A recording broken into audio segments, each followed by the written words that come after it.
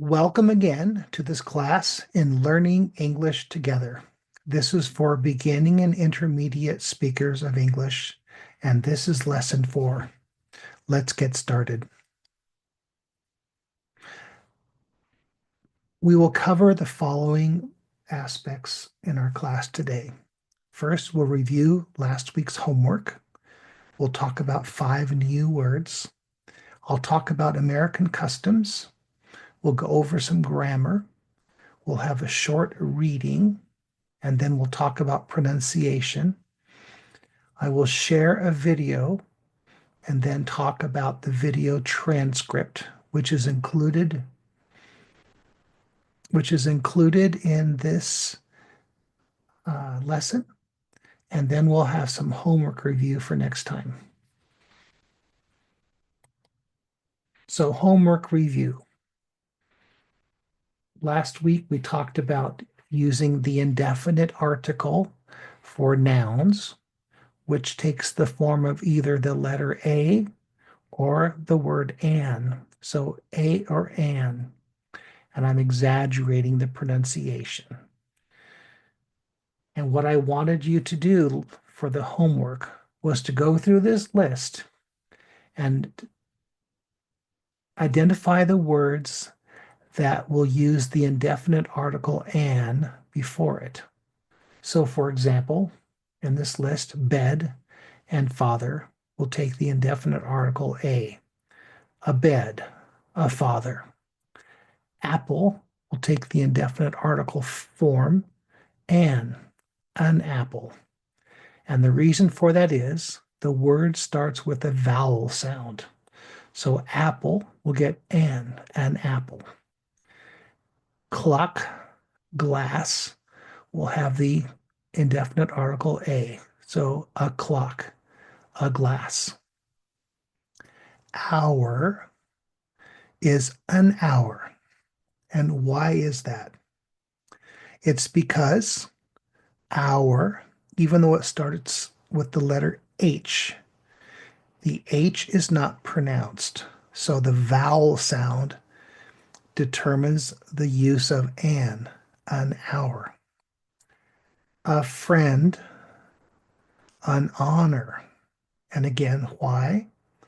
Because honor has a silent H and you start with the vowel sound. So an honor.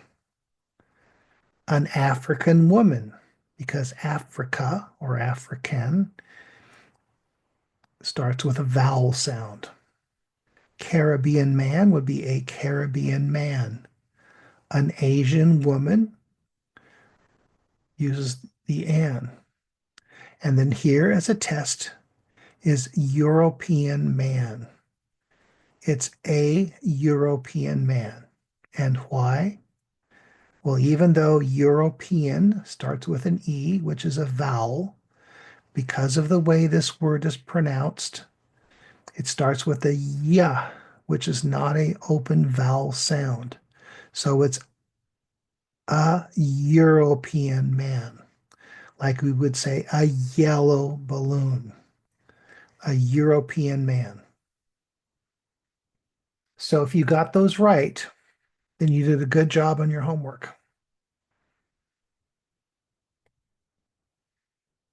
Next up are 5 new words. And these words are for homes. In America, we have house, apartment, duplex, condo, and studio. So house in America is the most common form of a place for a single family to live. An apartment is the most common form for a rented home. Condo is the most common form of a purchased home with a common wall. Duplex is a special term describing 2 houses joined together by a common wall. And studio is a home with no bedroom. Let's go through some of those in detail now. In America, a house is the most common form of a dwelling unit or a home. It is a home that usually just one family lives in. usually on a plot of land called a yard, and with a visible separation between one house and another house. The most common house in America has three bedrooms, one bathroom, a kitchen, and a dining area, as well as a living room. So the bedroom, of course, is where the beds are. The bathroom is where the toilet, the sink, and the bathtub or the shower are. The kitchen is where you cook. The dining area is where you eat. And the living room is the area you spend most of your time when you're not sleeping, using the bathroom, or cooking. Some houses might have just two bedrooms. Some might have two or more bathrooms, or a half bath, which is just a toilet and a sink, or a three-quarter bath, which is a bathroom with a shower and toilet and sink. It's also common for houses to have a garage, either connected to the house or as a separate building in the yard. The garage was originally designed to be used to store your car when you were not driving it. But in America today, people have so much stuff that often their garages are filled with stuff and they park their cars outside the garage. So rather than call it a storage unit, which is what it is, we call it a garage because we think one day we will get rid of our stuff and we will get our car into the garage. An apartment is a collection of housing units that are clustered together and also are often stacked one atop the other. An apartment commonly has one or two bedrooms, a kitchen, a dining area, and a living room. So typically they are smaller than houses, both in the size of the apartment itself and the size of the rooms. And they are typically joined together. Apartments typically do not have garages that are located right next to the apartment. Typically, the parking is on a parking lot, it's along the street, or sometimes there is a parking structure under the apartment. An apartment means a housing unit that is rented. So houses can be rented or can be owned, but apartments are rented. A duplex is a style of housing where there are two housing units joined together on one common wall, but the property is split between them by two private yards. So think of two houses side by side, each with their own yard, but just like the two yards are separated by a fence, the two houses are joined together and only a wall separates them. A multiplex is a type of duplex with multiple houses joined together along one, two, or three walls. Duplexes can be owned or rented, and typically the difference between an apartment and a duplex or a multiplex is that the duplex or the multiplex share walls together, but they also have their own private yards. A condominium or condo is a type of apartment where the housing unit is owned by someone. So remember, I said an apartment was rented, a condo is owned. They often will look the same as an apartment, and in many cases, apartments are converted into condos. The condo owner owns only the space inside the condo. The structure itself and the property around the condo are owned by a business that manages the safety and security of the condominium development. So condos and apartments can look the same, but condos are owned by individual people. And then finally, studio. And when talking about houses, a studio describes a housing unit.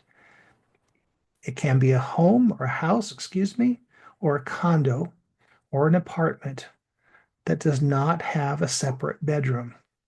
These housing units are often owned or rented by people with no families who do not often have visitors. So if you are single, the cheapest and best form of living space for you would probably be a studio. Now you'll have a kitchen and a bathroom. You might have a small dining area, but you will either have your bed located inside your living space, or you will have a sofa or couch that can be folded out to become a bed. So those are common for single families or single people, excuse me. And in big cities, condos are the cheapest way to live in the city effectively. So, are there any questions from the class about what we talked about with these 5 types of housing?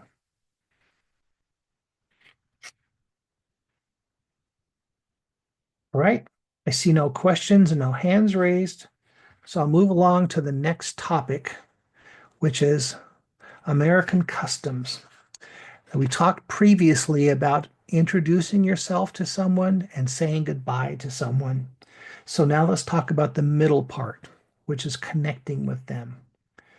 When you want to meet with someone or communicate with them, you must find a way to connect with them. The common ways to do this are by phone, email, text message, regular mail, or even a chance encounter on the street. So when you meet someone, you use slightly different styles of communication. For example, when you talk on the phone, it's common to greet the person you're calling and tell them your name. And typically in America, you would say something like this: "Hello, Joe. This is Francis."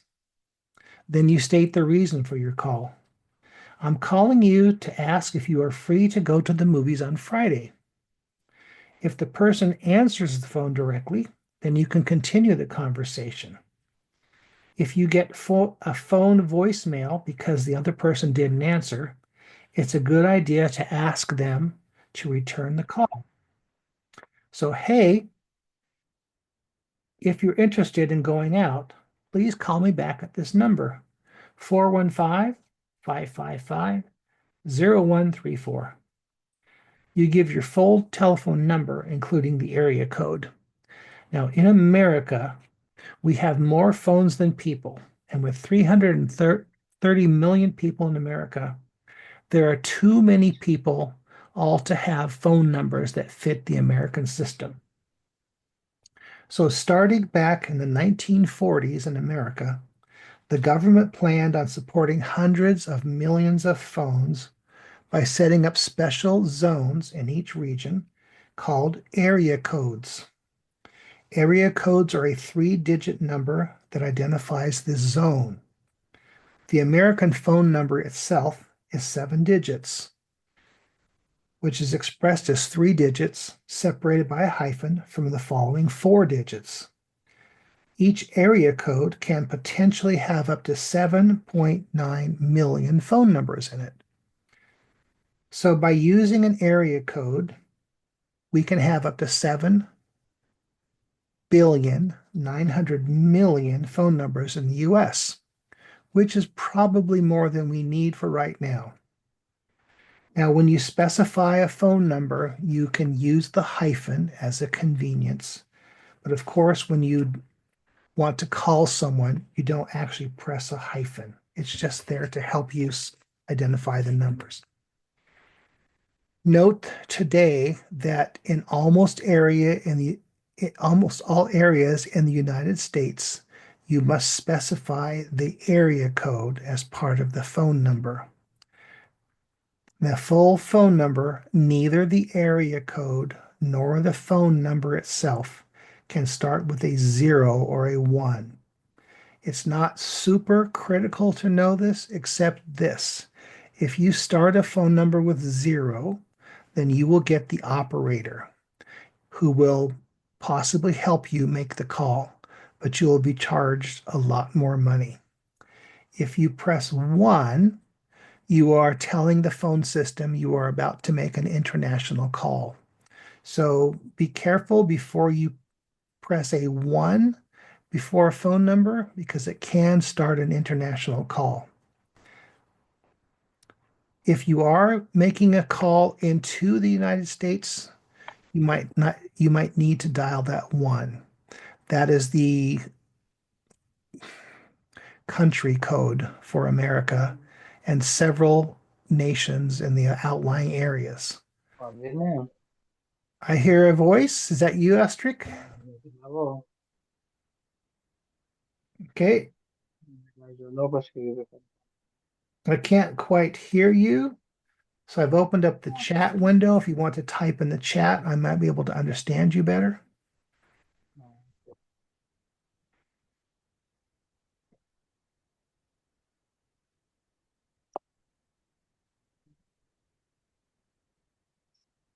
All right, I'm going to continue, but if you type in the chat window, I will address your response. So if you phone someone, you want to make sure you dial the number correctly. If you write an email to connect with someone, it's a good idea to enter a complimentary greeting such as "Hello, Joe." That's just common in America. You start with some kind of a greeting. It's typically not polite to just start typing a text to someone in an email and sending it. There's a need to have that somewhat necessary complimentary opening. Then you enter the message that you want. You want to be sure to give the person you're sending the email to a request for the next action. So if you describe something to them, you would then ask them to commit to someone. For example, "Hello, Joe. Let's go out Saturday. Let me know if you're interested." As an email, that's perfectly fine. It tells Joe what you want, and it tells Joe that you want a response. Some people like to close their email with their own name and contact information. For example, Francis Smith, 415-555-0134. Email francissmith@mailco.com. That's a short, easy American English email. A text message is similar, but often in America, text messages are much shorter and they get right to the point. They can be a single word, a couple of words, an emoji, or any combination of those. But when you're sending a text message, you want to get right to the point, and you usually don't start with a complimentary opening or close. For example, you would just say, "Hey, let's go out this Saturday. Text me back if you want to go." And of course, an in-person encounter, you're going to use the forms that we gave you earlier of having a complimentary opening of saying, "Hello, how are you?" And then closing with something such as, "Well, goodbye." Did you have a comment about that, Astrid?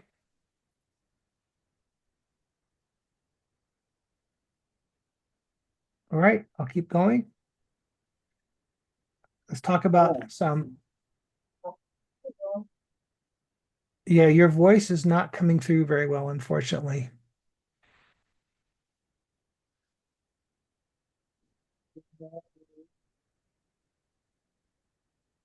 Yeah, I'm not able to hear you, unfortunately.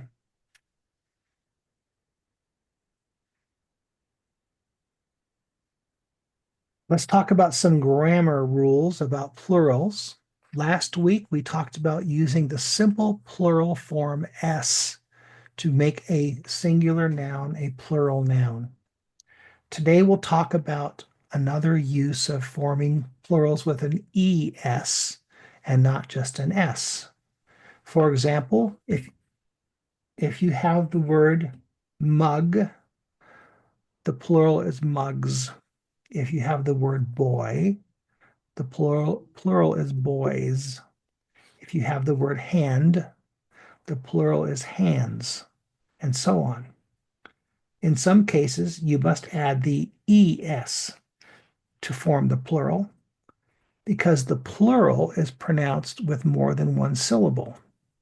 For example, branch becomes branches, dish becomes dishes, sandwich is sandwiches, box is boxes, axe is axes.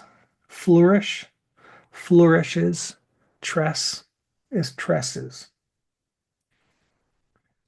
You usually use the es form to make the plural when the noun ends with one of the following letters: ch, sh, s, double s, or x. Now, note in English, as I say every single week, every rule is broken in some way.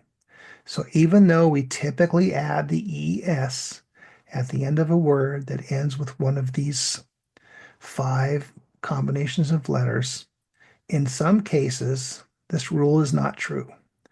This is for irregular plurals that come from older English words. For example, the plural of ox, which is a type of cow, or a cow that's used as a work animal versus a cow that's used as a milk or meat animal. So an ox is not oxes. An ox, when there are more than one, is oxen. And that comes from an older English plural form that we don't often use. And we will not talk more about that in this lesson. We'll talk more about that form later when we talk about more of these irregular plural forms. Okay, that's a good discussion there. We'll continue on. I want to read this short text to you, and I want you to read it back when you are done with this class to yourself and see if you can sound like the teacher, which is me. So here's hello, Jean. Now, Jean is one of those words, one of those names that can be for a man or a woman. I'm using it here deliberately.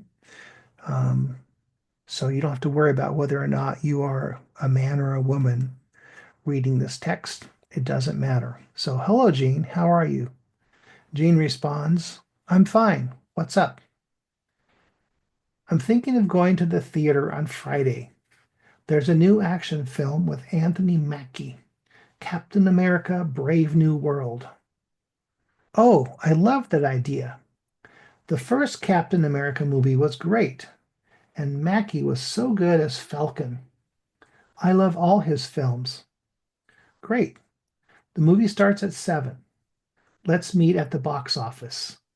I'll buy the tickets. Okay, I'll spring for the sodas. See you at 7. Bye.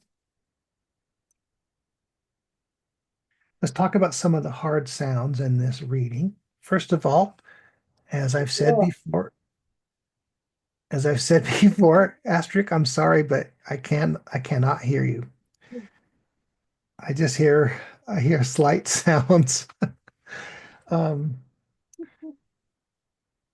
the NG sound in English is common because we have lots of participles that end with NG, and we have a form of a participle, which I will not cover here in this class. We'll cover this later, but it's the NG. For example, I'm thinking of going. There's that NG sound. Remember that NG sound is not quite as strong as the Haitian Creole sound for the NG sound in Haitian Creole.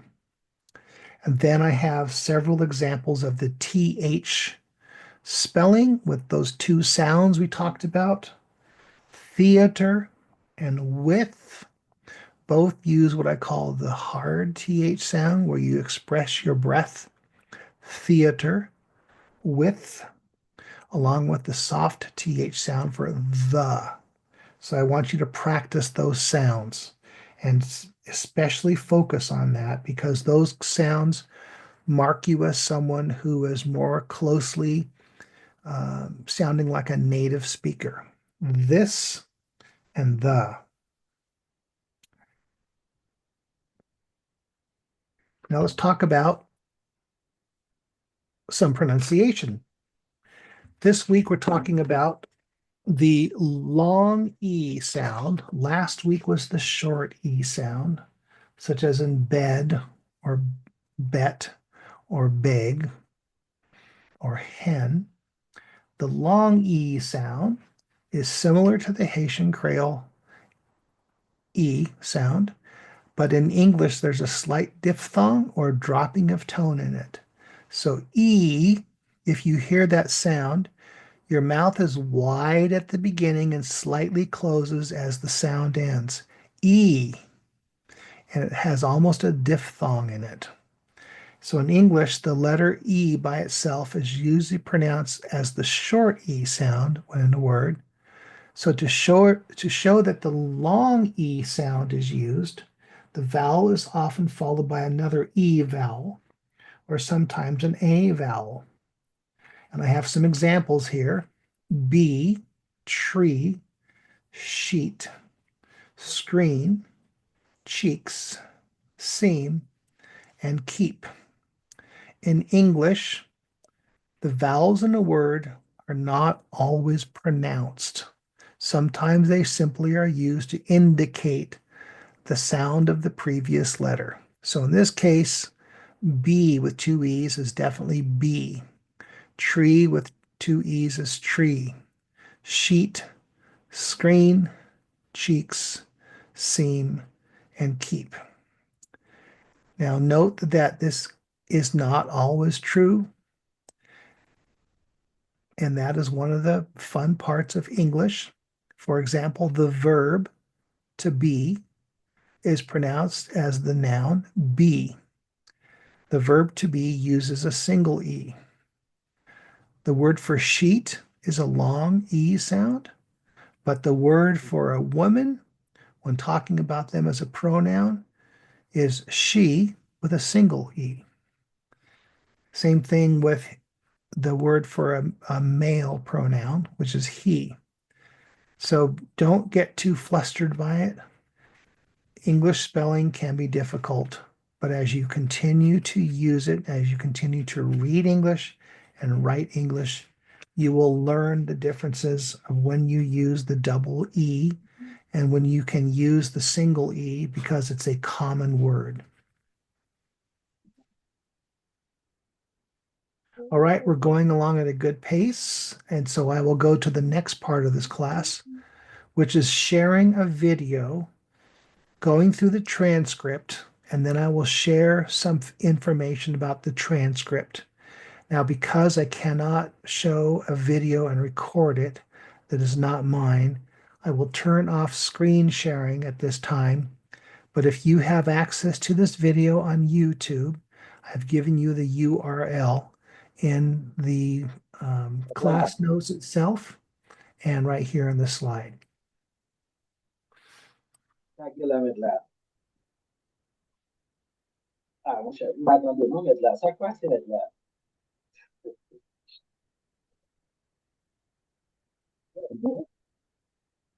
Đã đi thanh lịch.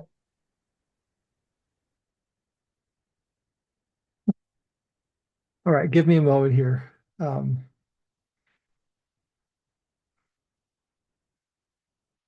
right, let me just double check in my meeting that the audio.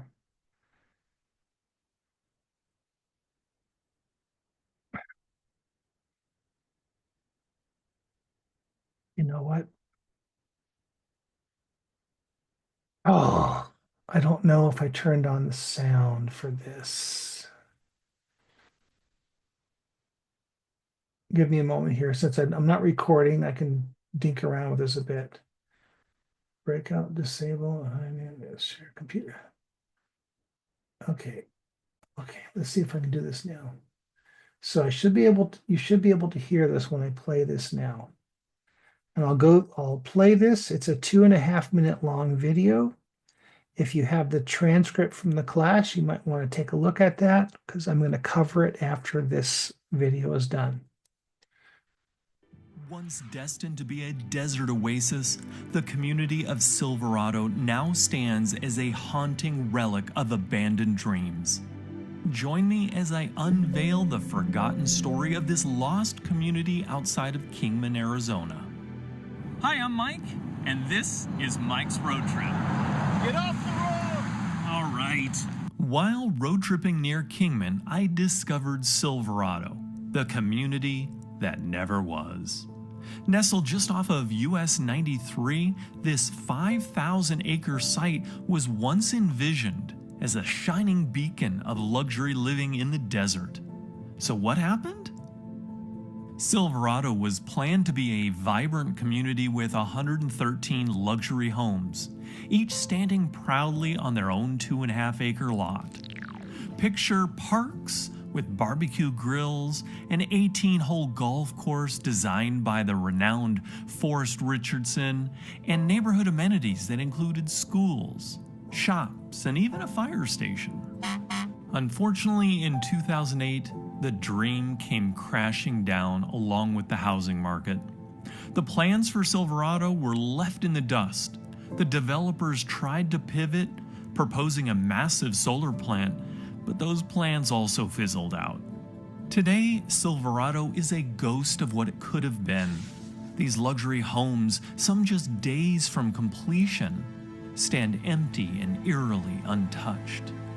Their windows may have been broken and the interiors vandalized, but many of the shells are surprisingly intact, as if the desert itself respects their silent, unfulfilled promise. The roads, now overgrown and bisected by washes, tell a story of dreams deferred. The faded billboards along the highway still whisper the promise of a bright future that never came to pass. The haunting beauty of these remnants of a dream, now slowly being reclaimed by the desert. Hey, if you enjoyed this quick video, please hit that like button and don't forget to subscribe for more road trip travel videos. So until next time, we'll see you on the road. Mike'sRoadTrip.com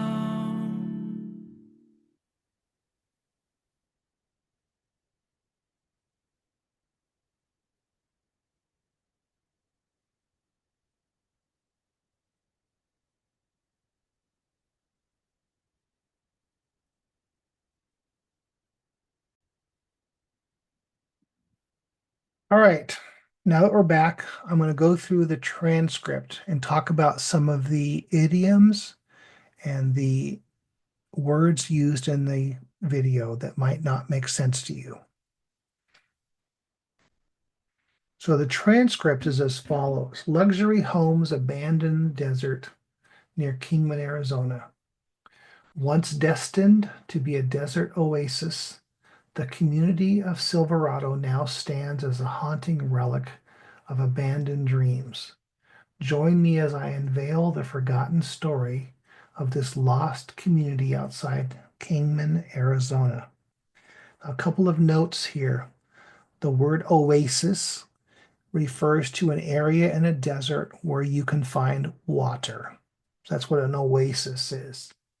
So in this particular example, Silverado was going to be a place in the desert where you could live, and as an allusion, you could find water because you can't live in the desert without water. So it goes on to say, let me talk about Arizona. Arizona is one of the states in the United States. It's in the American Southwest. And the name of the state means dry or arid. So it's the dry state or the dry region. And then he goes on to say, I'm Mike. This is Mike's road. There's someone that passes by in a truck saying, get off the road. He responds with, all right. While road tripping in Kingman, I discovered Silverado, the community that never was. So road tripping is a word that simply means while I was going on the road, I was taking some type of a trip or journey. So that's what road tripping is. And he uses the phrase, the community that never was. That describes something that was planned but never completed. So the land that never was could be an imaginary land. The life that never was could be a planned life that never happened. And he goes on to say it's just off of US 93. In America, the roads that the federal government funds and builds are numbered, and there are two numbering systems. One is a road called a US road, which is in this example US 93, and the other example are interstates, which are the major roads that connect the various cities across the United States, and they also are numbered. They are usually identified with an I before the number, whereas the US roads are identified with the word US before them. This 5,000-acre site was once envisioned as a shining beacon of luxury living in the desert. Excuse me about that. So what happened? Silverado was planned to be a vibrant community with 113 luxury homes, each standing proudly on their own 2.5-acre lot. So picture or imagine parks with barbecue grills and 18-hole golf courses designed by the renowned Forrest Richardson, and neighborhood amenities that included schools, shops, and even a fire station. So acre is a common term for land area in America.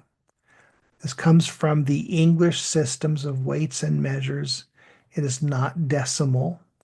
So this particular example, an acre is about 4/10 of a hectare, or a little bit more than 4,000 square meters.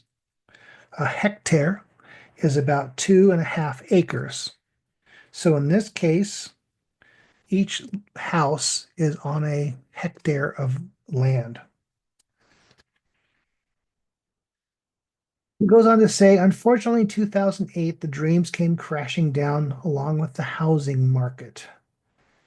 The plans for Silverado were left in the dust. The developers tried to pivot, proposing a massive solar plant, but these plans also fizzled out.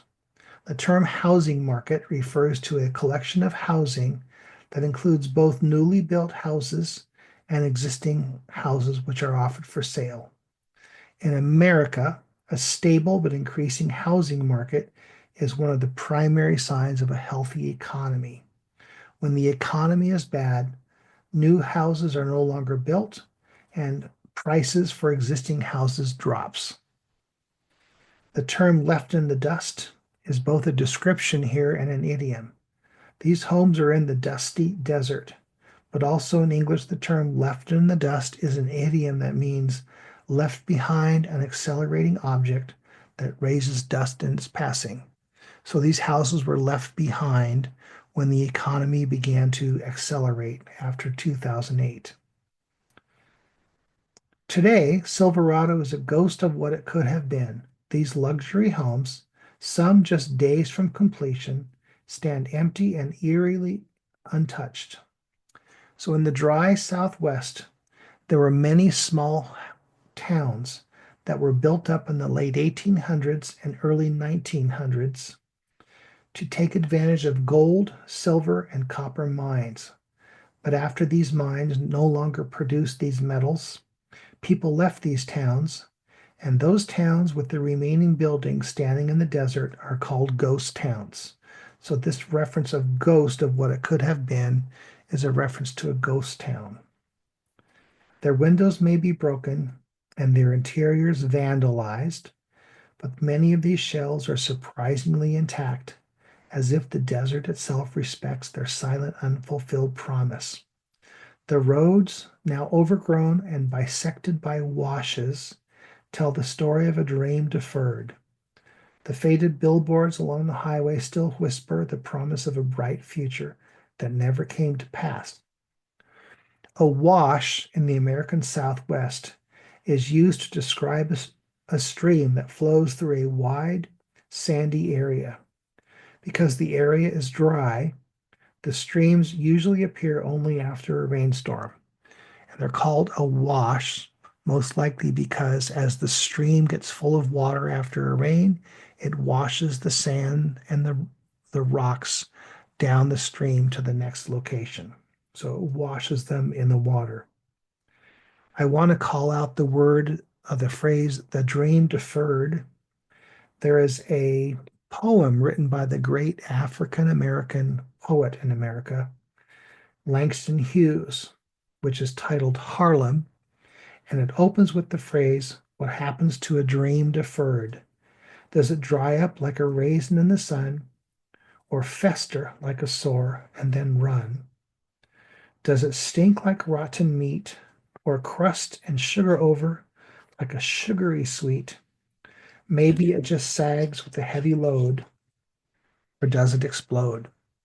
And so I believe that the person who presented this video is referring to Langston Hughes' phrase about a dream deferred to make the allusion here to Silverado being something that was a dream, is deferred, and now is in various states of decay and could possibly even explode, meaning fall apart completely.